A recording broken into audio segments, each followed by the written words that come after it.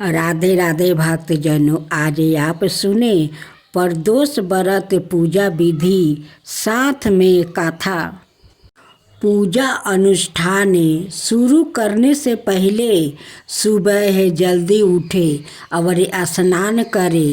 एक वेदी पर भगवान शिव और देवी पार्वती की प्रतिमा स्थापित करे।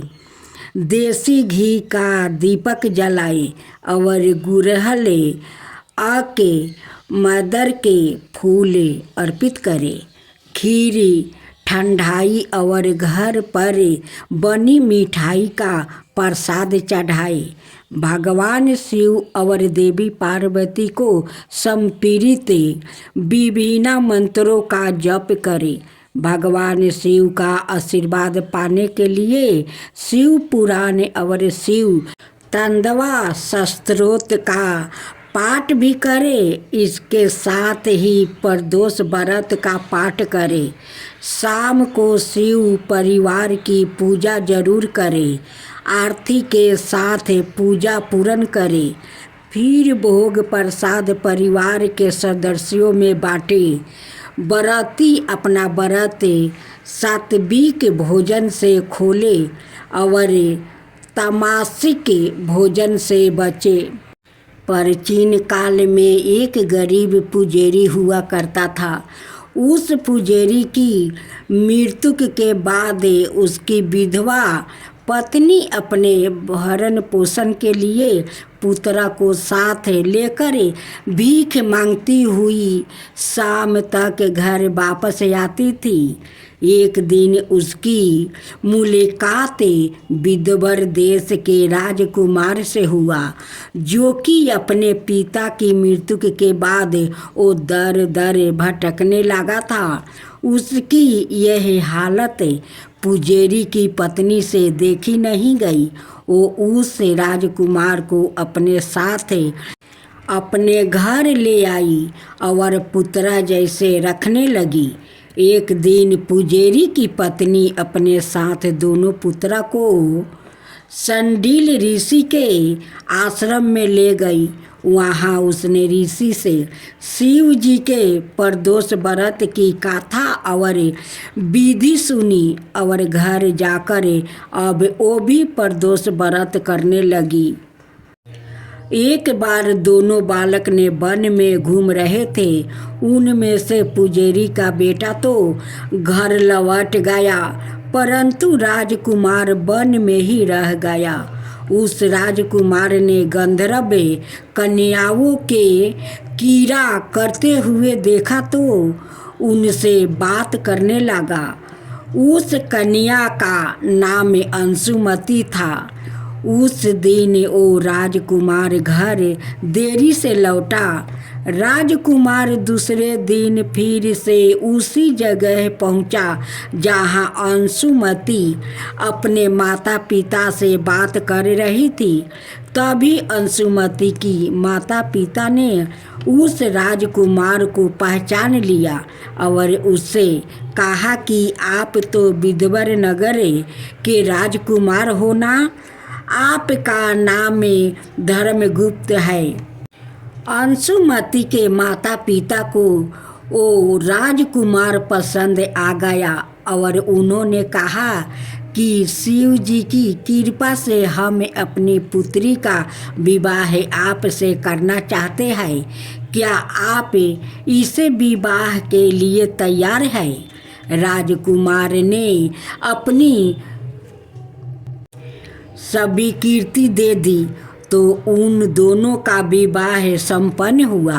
बाद में राजकुमार ने गंधर्व की विशाल सेना के साथ विदर्भ पर हमला किया और घमासान युद्ध कर विजय प्राप्ति की और पत्नी के साथ राज्य करने लगा। वहाँ उस महल में वो पुजारी की पत्नी और पुत्रा को आदर के साथ ले आया और साथ रखने लगा। पुजारी की पत्नी और पुत्रा के सभी दुख और दरिद्रता दूर हो गई और वो सुख से अपना जीवन व्यतीत करने लगा। एक दिन अंशुमति ने राजकुमार से इन सभी बातों के पीछे का कारण रहस्य पूछा। तब राजकुमार ने अंशुमति को अपने जीवन की पूरी बात बताई और साथ ही प्रदोष व्रत का महत्व और व्रत से प्राप्त फल से भी अवगत करवाया। उसी दिन से प्रदोष व्रत की प्रतिष्ठा महत्व बढ़ गया और मान्यता अनुसार लोग यह व्रत करने लगे। कई जगह पर अपनी श्रद्धा के अनुसार स्त्री पुरुष दोनों ही यह व्रत करते हैं। इस व्रत को करने से मनुष्य के सभी कष्ट और पाप नष्ट होते हैं। मनुष्य को धन संपत्ति की प्राप्ति होती है। भोलेनाथ की जय हो, भोलेनाथ की जय हो, माता पार्वती की जय हो, माता पार्वती की जय हो। एक साहूकार था जो भगवान शिव का अनाय भक्त था। उसके पास धन आय किसी भी चीज की कमी नहीं थी, लेकिन उसकी कोई संतान नहीं थी और वो इसी कामना को लेकर रोज शिव जी के मंदिर जाकर दीपक जलाता था। उसके इस भक्ति भाव को देखकर एक दिन माता पार्वती ने शिव जी से कहा कि प्रभु, यह साहूकार आपका अनय भक्त है, इसको किसी बात का कष्ट है तो आपको उसे अवश्य दूर करना चाहिए। शिव जी बोले कि हे पार्वती, इस साहूकार के पास पुत्र नहीं है, यह इसी से दुखी रहता है। माता पार्वती कहती है कि हे ईश्वर, कृपा करके इसे पुत्र का वरदान दे दीजिए। तब भोलेनाथ ने कहा कि हे पार्वती, साहूकार के भाग्य में पुत्र का योग नहीं है। ऐसे में अगर इसे पुत्र प्राप्ति का वरदान मिल भी गया तो वो केवल 12 वर्ष की आयु तक ही जीवित रहेगा। यह सुनने के बाद भी माता पार्वती ने कहा कि हे प्रभु, आपको इस साहूकार को पुत्र का वरदान देना ही होगा। अनाथ भक्त क्यों आपकी सेवा पूजा करेंगे। माता के बार बार कहने से भोलेनाथ ने साहूकार को पुत्र का वरदान दे दिया, लेकिन यह भी कहा कि वो केवल 12 वर्ष तक ही जीवित रहेगा।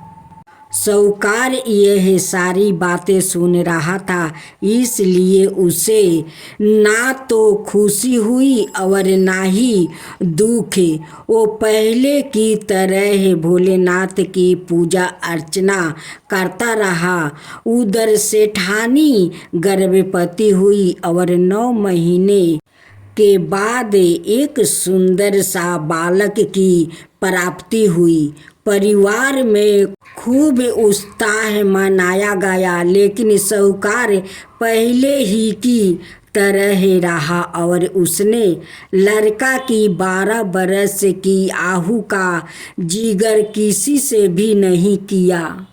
जब बालक 11 वर्ष की आयु हो गई तो एक दिन साहूकार की सेठानी ने बालक के विवाह के लिए कहा।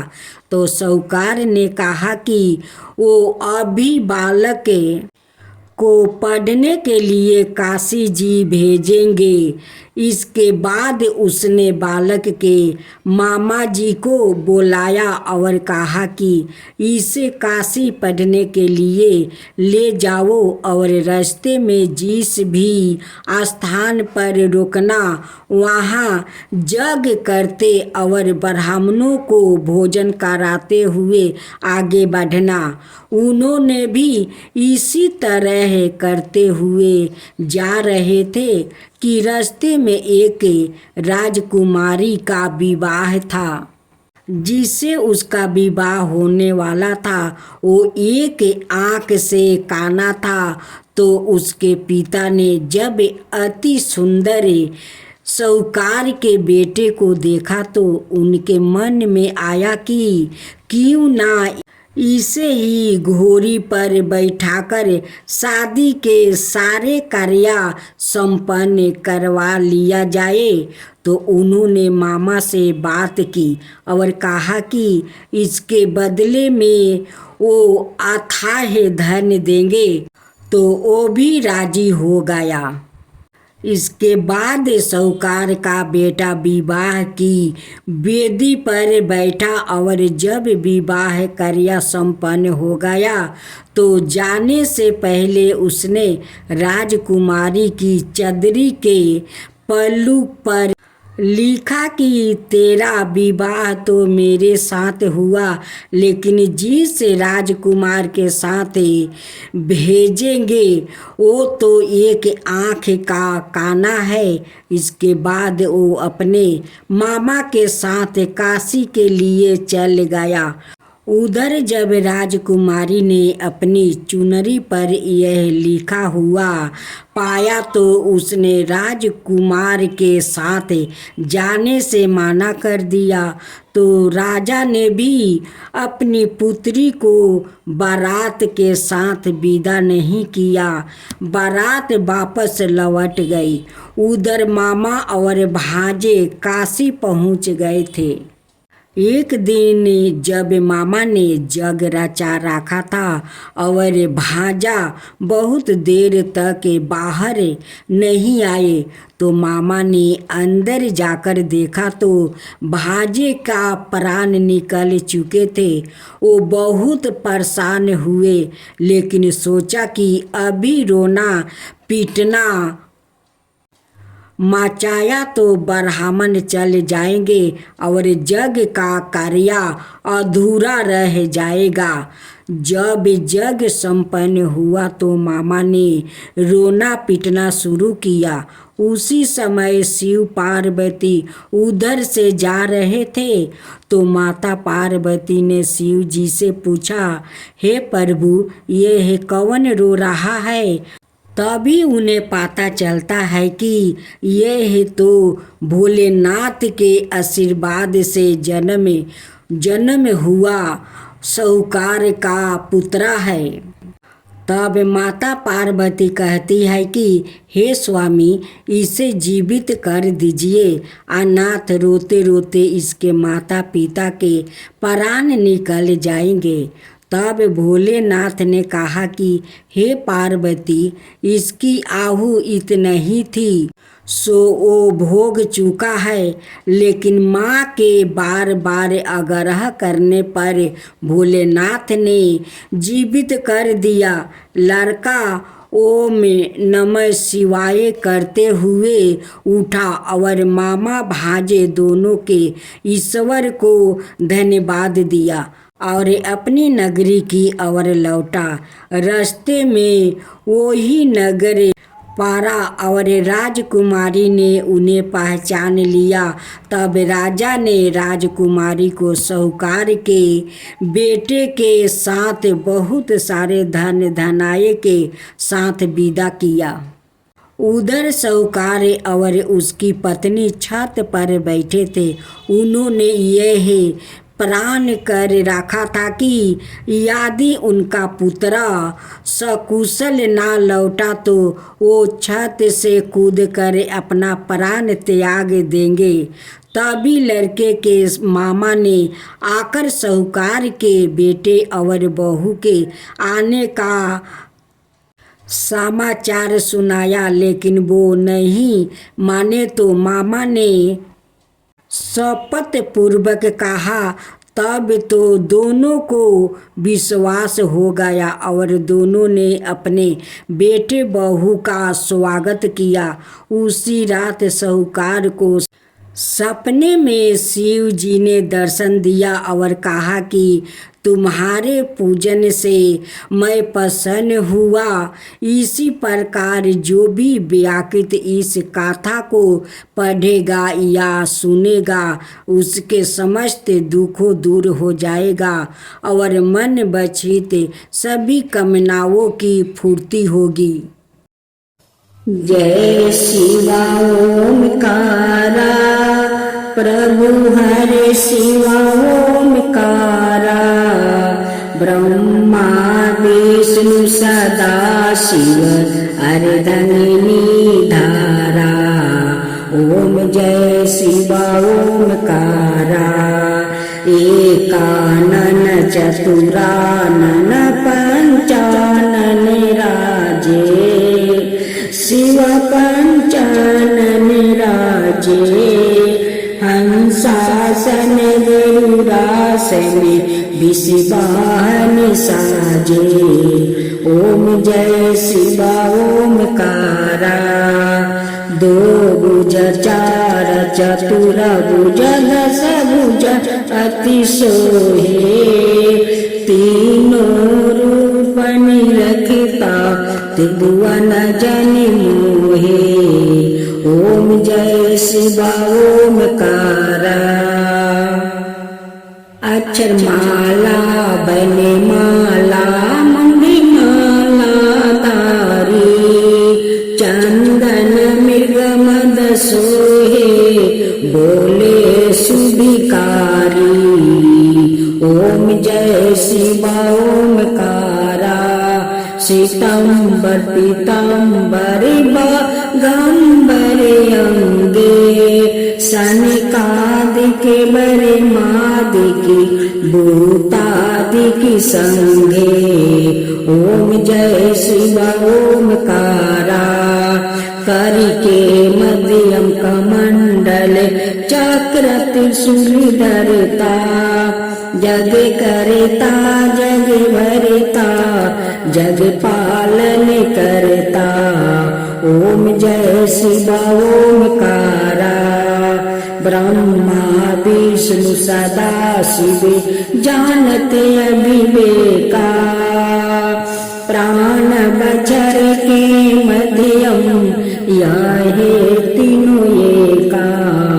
ओम जय शिवा ओमकारा तीर गुण शिवाजी के आरती जो कोई नर गावे शिवा जो कोई नर गावे। कहत शिवानंद स्वामी मन भजत शिवानंद स्वामी मन बाचित फल पावे।